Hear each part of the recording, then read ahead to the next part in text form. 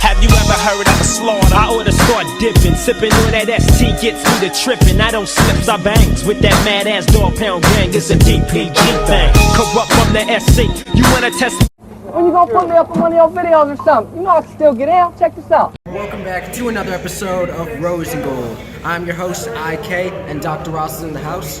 Hello everyone. We're going to start it off today with the horoscope. Exactly. We're in the Hot Chicks right now. We just had one of their specialty spicy sandwiches. Nashville hot, Dr. Ross. Exactly. Straight out of Nashville. But like you said, let's get straight into this horoscope.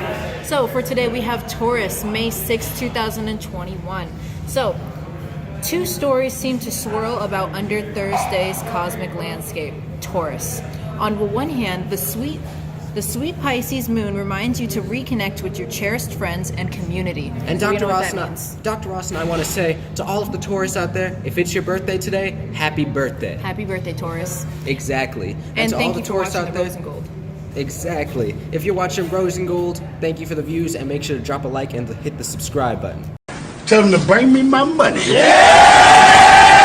It's so short, but Kylie Jenner, that's for you. Hot chicks, baby. 24/7. We out.